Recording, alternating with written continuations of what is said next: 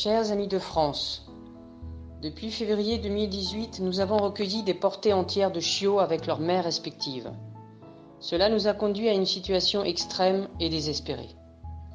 La première portée était de 7 bébés, puis une galga avec 3 autres chiots.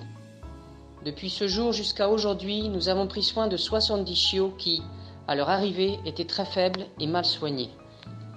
Le plus grand nombre est tombé malade du parvovirus, de la toux des chenilles et du coronavirus. Nous avons dû les emmener au vétérinaire d'urgence pour essayer de les sauver. Malheureusement, malgré nos efforts économiques et humains, 7 d'entre eux sont décédés. En ce moment, nous avons un refuge à Carlina, qui fut jeté par-dessus la barrière avec ses 5 petits, enfermés dans une valise. Ils seraient tous morts si les bénévoles n'étaient pas arrivés à temps pour les sortir de là. Le parvovirus a tué à 2 des petits. La mère et les 3 survivants attendent d'être enfin adoptés. Quelques jours après l'arrivée de Carlina, nous avons trouvé près de la porte du refuge à Cereza et ses 6 petits dans une boîte en carton.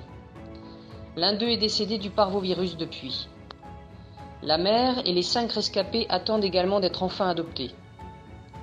Après Cereza, 5 autres bébés chiots sans leur mère sont arrivés à leur tour.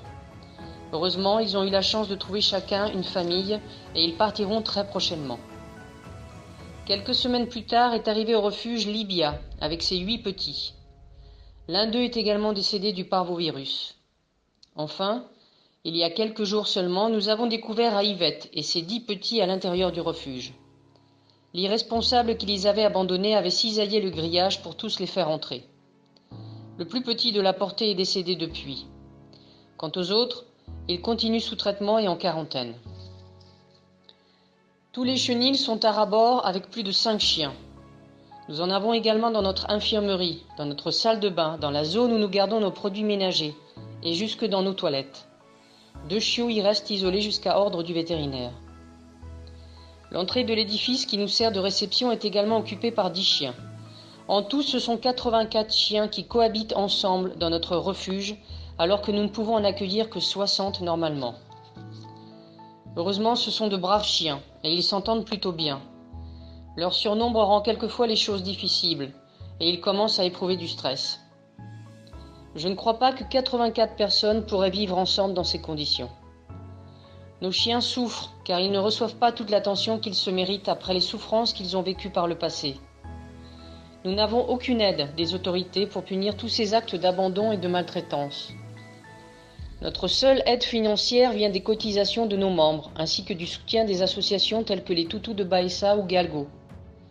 Grâce à elles, nos chiens trouvent de merveilleuses familles où vivre enfin heureux et épanouis. Elles contribuent à payer les soins dont ils ont besoin pour voyager à l'étranger.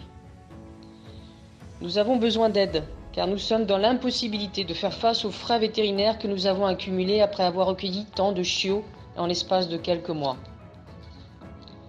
Toute l'aide que vous pourrez nous apporter sera la bienvenue. Aidez-nous à pouvoir continuer notre lutte pour venir en aide à tant de pauvres bêtes qui continuent à souffrir en silence. Nous vous remercions de tout cœur, les amis.